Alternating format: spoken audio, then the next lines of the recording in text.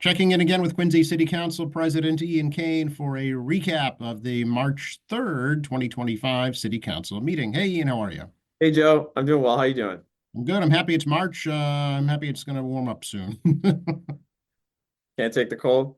No, I'm done with it. If I never see Okay. snow again, it'll be too soon. Wow, Yes. geez, Did I say that publicly? that's fine. Winter every year, 3 months, and we're almost through it. Okay. I've lived longer than you. That's why. That's true. That's true. Actually, an interesting meeting, I thought, last night regarding the FEMA. It doesn't get a lot of fanfare, but the FEMA flood maps is critically important to folks who it impacts for sure.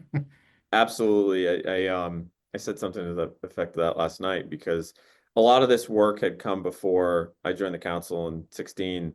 And I remember it being a very hot issue at the time because I mean it was challenging people financially, whether or not storms had happened or there was any effect to their property due to weather-related events.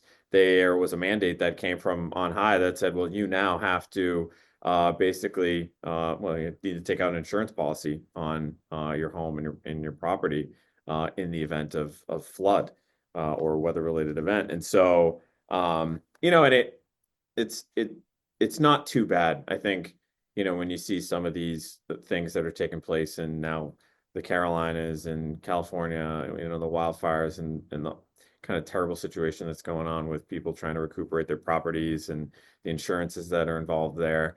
It did seem that uh, there was almost a bit of rent seeking that was, sort of implemented through this FEMA measure.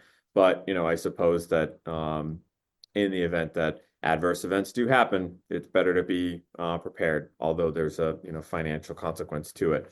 So, it's good to know that DPW is still on top of this. This hasn't just gone away. The problem hasn't been solved. In fact, it sounds like from the presentation that we heard last night, Al Grazioso, Paul Costello, Joe Shea from Granite City Partners, they continue to at least assuage or make better the situation as much as possible. So alleviating some of the financial burdens from residents, especially as they have gone with granular detail to try to understand how accurate these maps that were provided to them. They're doing remodeling to understand what areas truly are part of the flood zones, and then filing accordingly with the federal government to make sure that people are either relieved from some of the financial burden or exonerated from having to take out that insurance anyway.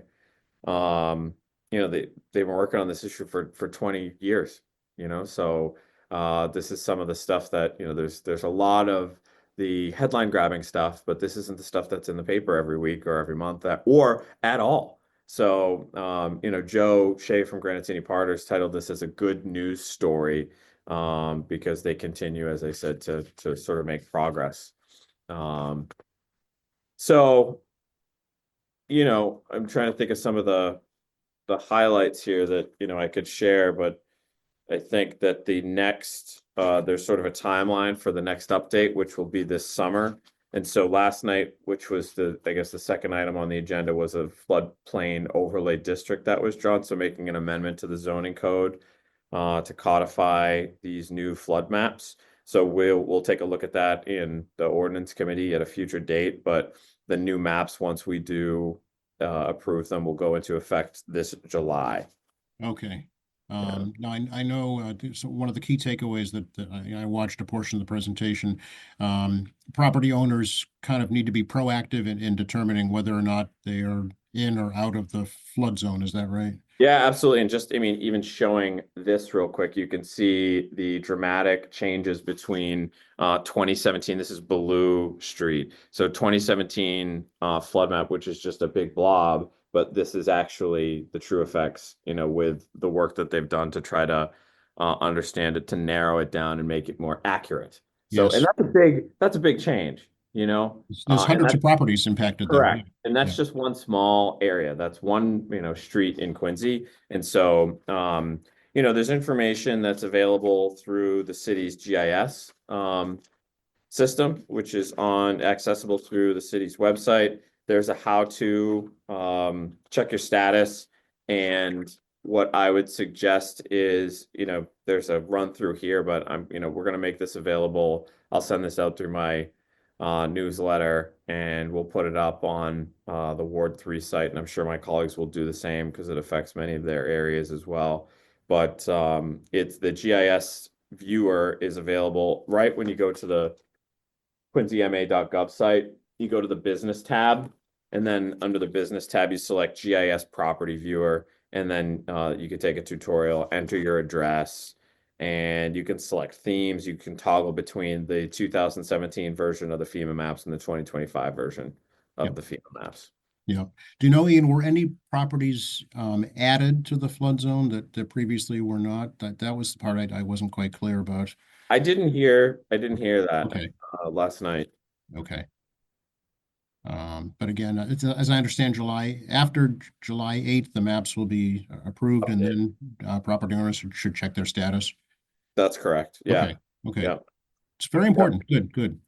Yeah, no, it's very important. I mean, there's a ton of work that's gone into this. Yes, So, and a lot of money too.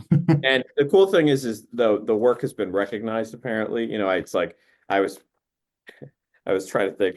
So the FEMA has apparently a community rating system, and Quincy has been rated the best coastal city in Massachusetts. Now, I don't know what goes into that rating. I mean, it's created by FEMA, the same people who mandated that you get this insurance to begin with. So I don't know, what that really means, but I guess you get a discount. You get a 15% discount on flood insurance payers, which is, it's you don't really see that savings because you didn't want to have to pay for it to begin with. But anyway, that's a good thing. Right. Okay, great. If you could share that information with me also, we'll put it up here at QATV as well. Happy to. Yeah. Okay, great. Okay. Alrighty. And a bunch of orders too last night. Yeah, we had a bunch of orders. We had 4 orders. They were all what are called, I guess, Municipal School Building Authority, which is the state governing body that allows us to recuperate costs when we improve or construct school buildings. So we approved 4 statements of interest for various work to take place in Point Webster Middle School, Parker Elementary School, Broadmeadows Middle School, as well as Atlantic Middle School. And the work that would be contemplated for any future application in the future is around replacement, renovation, or modernization of school facility systems, such as roofs, windows, boilers, heating and ventilation systems to increase energy conservation and decrease energy-related costs in a school facility. So those all moved. I guess they call that accelerated repair. Okay. Yeah. And all put into committee? They were all approved. They passed. Oh, okay. Yeah, it's just a statement that we approved that allows the administration to go forward with any accelerated repair applications that they're going to put forward. Gotcha. They would have to come back for appropriation. For money. That's correct. Okay. Gotcha. Yeah. Yep. We then nominated and elected 3 members to the Quincy Park Rec and Recreation Board. The new members, or I think these folks had already been on. So Paul Bergoli, Kevin Esdale, and Thomas Lester are the 3 that were moved. I had put forward a resolution last night. Again, another very important piece of federal legislation that is going to be considered is the tax exempt status on municipal bonds. So that's in jeopardy of, I mean, it needs to be reapproved. Let's put it that way. As you know, cities and towns across the country, including Quincy, that's their primary mechanism for raising capital in order to do projects like the FEMA work, like infrastructure roadway work, like the school buildings work. That's how we raise money in order to do big projects like that.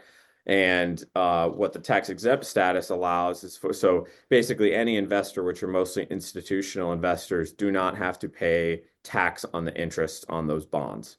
And so if those bonds all of a sudden needed to be taxed, our cost of capital, which is driven down because it's tax exempt, and so the costs are not paid forward, would probably double. And so that's something. It's not just a Quincy thing. This is a city municipalities across the country that would be affected.